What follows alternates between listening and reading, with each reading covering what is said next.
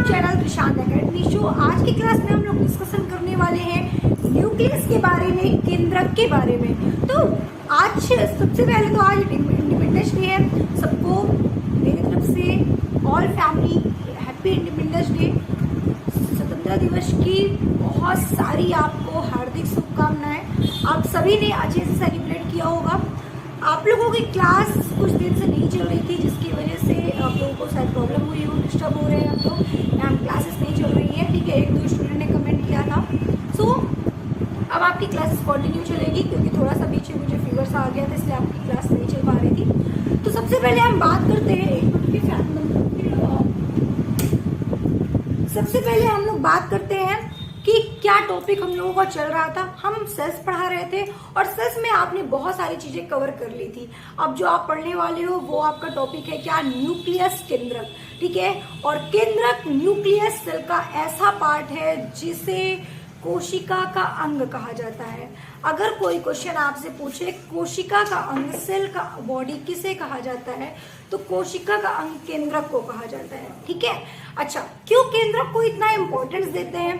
क्योंकि केंद्रक जिस तरीके से कंप्यूटर के बिना सीपीयू अधूरा है, वैसे ही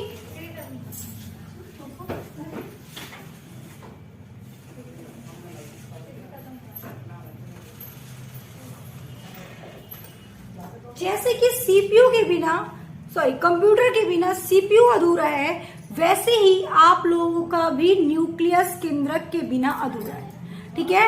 तो इस चीज को ध्यान दीजिएगा कि आप क्या पढ़ने के लिए बैठ रहे हैं, न्यूक्लियस। तो बहुत ही ध्यान से, बहुत ही शांतिपूर्वक पढ़ाई करिएगा, ठीक है। एक भी पॉइंट आपका इसमें से छूटना नहीं चाहिए। सबसे पहले हम लोग बात करते हैं कि न्यूक्लियस होता कहाँ पे है।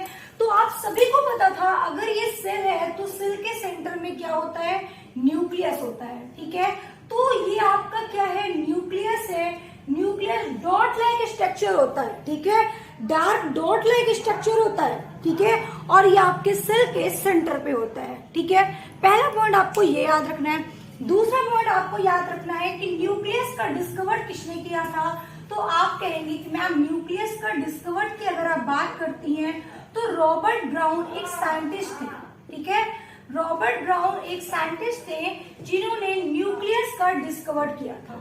आई बात समझ में, ठीक है। उसके बाद अगर हम बात करें न्यूक्लियस के बारे में कि मैम आपने तो बता दिया 2 पॉइंट इसका, ठीक है। अब आगे की बात की जाए, देखिए न्यूक्लियस का जो स्ट्रक्चर होता है, ठीक है, कुछ इस तरीके से बनता है और ध्यान से देखिएगा, ठीक है।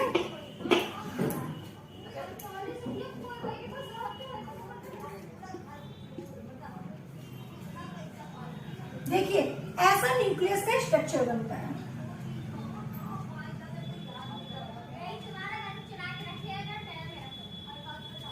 एक मिनट रुकिए, समझ में नहीं आ रहा है उनको, आवाज नहीं आनी चाहिए।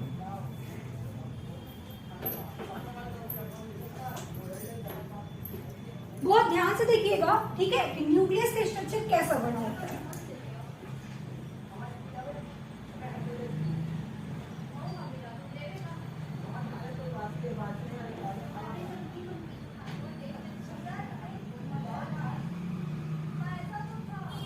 आपका ये सर्कल होता है, ठीक है, आपको सही से भटना नहीं है, इसलिए आपको थोड़ा सा समझ जाइएगा। ऐसा स्ट्रक्चर होता है, ठीक है। इसका भी क्या होता है, डबल मेम्ब्रेन होता है। एक आउटर होता है और एक इनर मेम्ब्रेन होता है,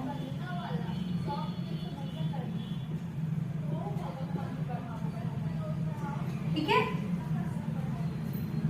अब जैसे कि आपको ध्यान से देखना है, एक आउटर मेम्ब्रेन होता है और एक इनर मेम्ब्रेन होता है। अब आउटर मेम्ब्रेन और इनर मेम्ब्रेन तो मैम समझ में आ गया हमें, ठीक है। ये आपने बीच बीच में स्पेस भी छोड़ा है सबके पास। तो जो ये स्पेस होता है उसको पोर बोलते हैं, न्यूक्लियर पोर भी बोल सकते हो, ठीक है। पोर का मतलब क्या होता है यहाँ पे, तो ये सेल्स के अंदर से जो भी चीजें आता है, जो भी मटेरियल आता है वो अंदर आ जाए, और न्यूक्लियस से जो भी मटेरियल को बाहर जाना है सेल के पास, वो बाहर जा जाए। कहे तो अंदर और बाहर जाने का न्यूक्लियस से रास्ता होता है जिसे हम लोग न्यूक्लियर पोर के नाम से जानते हैं या पोर भी कह सकते हैं। ठीक है, अगर न्यूक्लियस की बात कर रहे हैं तो आप लोग न्यूक्लियर पोर भी लिख सकते हो। ओके, उसके बाद देखिए बहुत ध्यान से समझिएगा, ये जो इनर मेम्ब्रेन और आउटर मेम्ब्रेन दो मेम्ब्रेन है, तो इनके बीच आप देख रहे हैं दोनों मेम्ब्रेन के बीच कुछ ना कुछ स्पेस है, बिल्कुल स्पेस है। तो इस स्पेस को क्या कहते हैं? तो इस स्पेस को पेरी न्यूक्लियर स्पेस कहते हैं। ठीक है, पेरी न्यूक्लियर स्पेस कहते हैं, पेरी न्यूक्लियर स्पेस कहते हैं। ठीक है, उसके बाद अब कहाँ पे क्या बचा है? अब देखिए उसके बाद जैसे कि आपके सेल्स में कुछ लिक्विड सा फ्लूइड होता है, उसे आप लोग क्या कहते हो? उसे आप लोग बोले थे साइटोप्लाज्म, करेक्ट। अब यहाँ पे आपको देखना है कि इसी तरीके से न्यूक्लियस के अंदर भी कुछ लिक्विड सा फ्लूइड होता है, उसको हम लोग क्या बोलते हैं? तो जैसे वो साइटोप्लाज्म हुआ वैसे ये न्यूक्लियोप्लाज्म हो जाएगा। क्या हो जाएगा? न्यूक्लियोप्लाज्म हो जाएगा। ठीक है, अच्छा इतना आपको याद हो गया होगा, बिल्कुल याद हो गया होगा। ठीक है, उसके बाद देखिए आपको क्या ध्यान देना है, न्यूक्लियस के अंदर कुछ जेनेटिक मटेरियल होते हैं, न्यूक्लियस के अंदर कुछ जेनेटिक मटेरियल होते हैं जिसे हम लोग क्या कहते हैं? डीएनए और आरएनए के नाम से जानते हैं। ठीक है, न्यूक्लियस के अंदर कुछ जेनेटिक मटेरियल होते हैं जिसे डीएनए और आरएनए के नाम से जानते हैं, और डीएनए का स्ट्रक्चर कुछ इस तरीके से बना होता है, आप सभी लोग जानते हैं। ठीक है, तो डीएनए के स्ट्रक्चर में एक हिस्टोन नामक प्रोटीन प्रेजेंट होता है। क्वेश्चन पूछा जाता है कि डीएनए में कौन सी प्रोटीन पाई जाती है, तो आप लोग बताओगे हिस्टोन नामक प्रोटीन डीएनए में पाई जाती है। ठीक है, तो डीएनए और हिस्टोन प्रोटीन मिलकर एक क्या बना देता है? डीएनए और हिस्टोन प्रोटीन मिलकर एक क्या बनाता है? क्रोमैटिन बनाता है। अगर आपसे कोई पूछे कि क्रोमैटिन कैसे किससे बनता है, तो आप कहोगे डीएनए और हिस्टोन प्रोटीन जब आपस में मिलते हैं तो आपस में मिलकर एक चैन जैसा स्ट्रक्चर बनाते हैं, और उसी चैन को हम क्या नाम दे देते हैं? क्रोमैटिन नाम दे देते हैं। बात आया रही समझ में? ठीक है, क्रोमैटिन जो होता है उस जब बड़ा हो जाता है और उसका लार्ज पार्ट बन जाता है, तो उसी क्रोमैटिन का लार्ज पार्ट को हम लोग क्या बोल देते हैं? क्रोमोसोम के नाम से जानते हैं, क्रोमोसोम के नाम से जानते हैं। और आप सभी को पता है कि क्रोमोसोम को हिंदी में क्या बोलते हैं? तो गुणसूत्र बोलते हैं। क्या बोलते हैं इसको हिंदी में भाई? गुणसूत्र बोलते हैं। आई बात समझ में? इसको गुणसूत्र के नाम से जाना जाता है। ठीक है, अच्छा उसके बाद देखिए अगर आपसे क्वेश्चन पूछा जाए गुणसूत्र की खोज किसने की थी, तो गुणसूत्र की खोज स्टार्च, ठीक है, स्टार्च बर्गर ने की थी। स्टार्च बर्गर ने गुणसूत्र की खोज की थी, लेकिन इसे नाम किसने दिया था? ये गुणसूत्र है। तो खोज तो भैया स्टार्च बर्गर ने की थी, ठीक है, लेकिन इसका नामकरण किसने दिया गया था? तो आपको बताना है वर्ल्डेयर नामक एक साइंटिस्ट थे जिन्होंने इनका नामकरण किया था कि ये क्या है? गुणसूत्र है। ठीक है, मतलब कि खोजकर्ता स्टार्च बर्गर जी थे और इसका नामकरण करता कौन थे? वर्ल्डेयर नामक एक वैज्ञानिक थे। ठीक है, इतनी बात आपको आसानी से समझ में आ गई। तो अब आपको ध्यान से समझना है, मैं एक एक चीज का आपको फंक्शन बता रही हूँ। ठीक है, सबसे पहले हम बात करते हैं कि डीएनए है क्या। हम यहीं से शुरू हुआ है और यहीं से खत्म हो रहा है, तो डीएनए क्या है बहुत ध्यान से समझना। ठीक है, पहले यहाँ पे एक चीज और छूट रहा है आपका, ये क्रोमोसोम होता है। क्रोमोसोम में कुछ छोटे छोटे जेनेटिक मटेरियल, ऐसे कुछ मटेरियल सा लगा होता है जिसे हम लोग जीन के नाम से जानते हैं। ठीक है, इतना नाम आपको याद रखना है। ठीक है, आपको जीन नाम याद रखना है, क्रोमोसोम नाम याद रखना है, क्रोमैटिन नाम याद रखना है, हिस्टोन प्रोटीन नाम याद रखना है। तो चलो एक एक चीज को हम लोग ध्यान से समझते हैं, इसका क्या फंक्शन होता है। ठीक है, सबसे पहले हम लोग समझते हैं क्या डीएनए। डीएनए का फुल फॉर्म क्या होता है? ठीक है, full form of DNA, full form of DNA की बात करें तो आप क्या बताओगे? Deoxy ribonucleic acid, deoxy ribonucleic acid, ribo nucleic acid. ठीक है, आरएनए का फुल फॉर्म क्या होता है? तो आरएनए का फुल फॉर्म बोला जाए तो राइबोन्यूक्लिक एसिड, राइबोन्यूक्लिक एसिड, ठीक है। अच्छा, उसके बाद अगर हम बात करते हैं डीएनए है क्या, तो डीएनए एक क्या है भैया, डीएनए एक जेनेटिक मटेरियल है जो नाइट्रोजनी बेस से मिलकर बना हुआ है, ठीक है। डीएनए एक जेनेटिक मटेरियल है, अनुवांशिक पदार्थ है जो किससे मिलकर बना हुआ है, तो आपको बताना है जो नाइट्रोजनी क्षार से, नाइट्रोजनी बेस से मिलकर बना हुआ है। वो आगे जब मैं डीएनए पढ़ाऊंगी आपको तो बताऊंगी, ठीक है। आपको भी इतनी चीजें याद रखनी है, ठीक है। अच्छा, डीएनए जेनेटिक मटेरियल, ओके। अब आपको समझना है कि मैम डीएनए का जेनेटिक मटेरियल है, ठीक है। क्या डीएनए हमारे लिए इम्पोर्टेंस है? बिल्कुल। अब डीएनए आपके लिए बहुत इम्पोर्टेंस है और डीएनए एक जेनेटिक मटेरियल है, तो डीएनए का काम क्या होता है? आपने सुना होगा, जब कभी भी होता क्या है, आपने सुना होगा कि अगर हमें पता करना होता है कि किसका ये बच्चा है, तो हम लोग क्या करते हैं, डीएनए टेस्ट कराते हैं, उससे मालूम चल जाता है कि इनके पेरेंट्स हैं या नहीं। तो डीएनए का इतना बड़ा रोल होता है, ठीक है। तो उस डीएनए से क्या क्या चीजें बनी आप देखो, ठीक है। अब देखो, अब जैसे कि मैंने डीएनए के बारे में आपको बता दिया, ठीक है। डीएनए से आपने क्या बनाया था? क्रोमैटिन बनाया, है ना। क्रोमैटिन बनाया, क्रोमैटिन का लार्ज पार्ट क्या बना? क्रोमोसोम बना। क्रोमोसोम क्या होता है? तो क्रोमोसोम के बारे में अगर हम लोग बात करते हैं तो क्रोमोसोम क्या करता है, ये डिसाइड करता है, क्या डिसाइड करने का काम करता है, ठीक है। देखिए, दो वर्ड है, क्रोमोसोमिक जीन, तो दोनों वर्ड को ध्यान से समझिएगा, ठीक है। देखिए, जो क्रोमोसोम होता है वो डिसाइड करता है आपके जेंडर को। एक मिनट थोड़ा सा,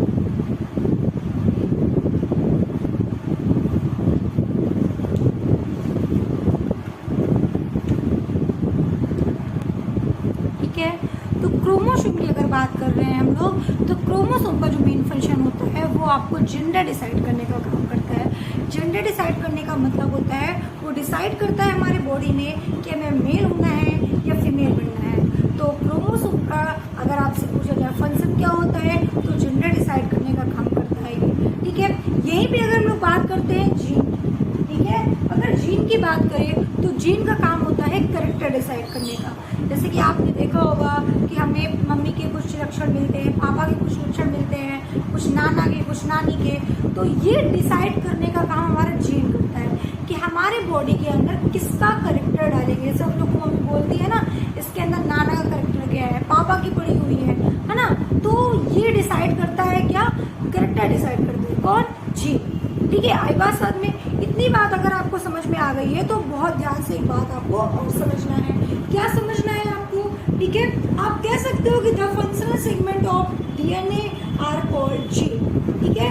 अच्छा, अब देखो एक वर्ड आपको और ध्यान से समझना है। जैसे कि आपका न्यूक्लियस, न्यूक्लियस जो होता है वो पहले यहाँ पे लिख दो। देखो आपका जो डीएनए है, ध्यान समझिए, इधर कैमरा को, ठीक है। जो आपका डीएनए है, ठीक है, ये डीएनए आपका डीएनए से क्या बनता है और ध्यान समझिएगा।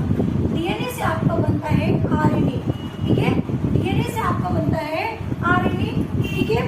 जब आरएनए की फोल्डिंग होती है, ठीक है, जब आरएनए की फोल्डिंग होती है, ठीक है, तो फोल्डिंग होने के पश्चात, फोल्डिंग होने के पश्चात बाहर से प्रोटीन आता है, ठीक है।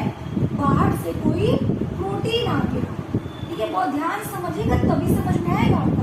देखिए, डीएनए से क्या बना, आरएनए बना। आरएनए अपने से नहीं बना, किससे बना, डीएनए से बना। आरएनए बना, यस। आरएनए की क्या हुई, फोल्डिंग हुई। फोल्डिंग होने के पश्चात बाहर से कोई प्रोटीन आया। तो जब बाहर से प्रोटीन आया आरएनए के पास, तो आरएनए प्लस क्या बन गया, प्रोटीन बन गया, है ना। आरएनए प्लस क्या बन गया, प्रोटीन बन गया, ठीक है। और जब आरएनए प्रोटीन यहाँ पे बन गया आपका, ठीक है। तो अब आरएनए प्लस प्रोटीन मिलकर क्या बना दिया, राइबोसोम बना दिया। तो आपको एक बात और समझ में आ गई होगी कि राइबोसोम कैसे बना। अगर आप देखिए राइबोसोम क्या है, एक सेल ऑर्गेनेल्स है। राइबोसोम किससे मिलकर बना है, आरएनए और प्रोटीन से मिलकर बना है। बात क्लियर, ठीक है। तो आपको ये पॉइंट भी क्लियर हो गया। तो आरएनए प्लस प्रोटीन से क्या बना, राइबोसोम बन गया। अगर मान लेते हैं कि ये जो आरएनए है उसके कई टाइप्स होते हैं, ठीक है। अगर आरआरएनए बनता है, अगर आरआरएनए बनता है तब राइबोसोम बनता है। और ध्यान समझिएगा, ठीक है। यदि आरआरएनए बनता है तब राइबोसोम बनता है।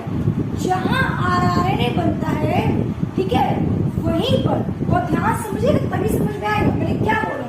ये जो आरएनए बना प्लस प्रोटीन, ठीक है, आरएनए प्रोटीन से क्या बना, राइबोसोम।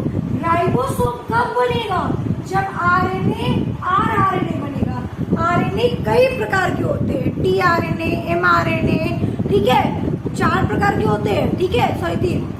तो इस तरीके से अगर जो आपका आरएनए है, अगर आरआरएनए बनता है प्रोटीन के साथ तो राइबोसोम बनता है। और जिस प्लेस में आपका ये आरआरएनए बना उसी प्लेस पर आपका, उसी प्लेस को आप क्या कहते हो, न्यूक्लियस कहते हो, न्यूक्लियस कहते हो। और ये न्यूक्लियस को हिंदी में बोलते हैं केंद्रिका। क्या बोलते हैं बच्चों, केंद्रिका कहते हैं। बात समझ में आ गई आपको, न्यूक्लियस को केंद्रिका कहते हैं, ठीक है। बात समझ में आई आपको, कुछ मैंने क्या बताया अभी तक आपको, बात समझ में आई सबको। जल्दी से एक बार कमेंट करके बताइए सबको समझ में आ गया कि नहीं, ठीक है। न्यूक्लियस बना और न्यूक्लियस को हिंदी में केंद्रिका कहते हैं। अब आपसे पूछा जाए कि केंद्रिका की खोज किसने की थी, तो आप बताओगे फोंटानक ने। फोंटानक ने केंद्रिका की खोज की थी। फोंटानक एक साइंटिस्ट थे जिन्होंने केंद्रिका की खोज की थी, ठीक है। अब देखो इतनी बात समझ में आ गई। आपने पढ़ा था बेटा सेल, सेल्स में पढ़ा था कि लिपिड्स का फ्लूइड भरा होता है, जो जिसे हम लोग साइटोप्लाज्म कहते हैं। इसी साइटोप्लाज्म में 90% क्या होता है, वाटर होता है। ये क्वेश्चन आपके एग्जाम में आ सकता है। तो ये हुआ आपका न्यूक्लियस। मैंने आपको केवल न्यूक्लियस का बेसिक बताया है। अब आप लोग थोड़ा सा इम्पोर्टेंस और जान लो, ठीक है। देखो अब न्यूक्लियस के बारे में अगर हम लोग आगे बात करें तो ध्यान से समझिएगा, ठीक है। देखिए न्यूक्लियस को कई नाम से जानते हैं। पहला ब्रेन ऑफ सेल के नाम से जानते हैं, मैनेजर ऑफ सेल के नाम से जानते हैं, ठीक है, मैनेजर ऑफ सेल के नाम से जानते हैं,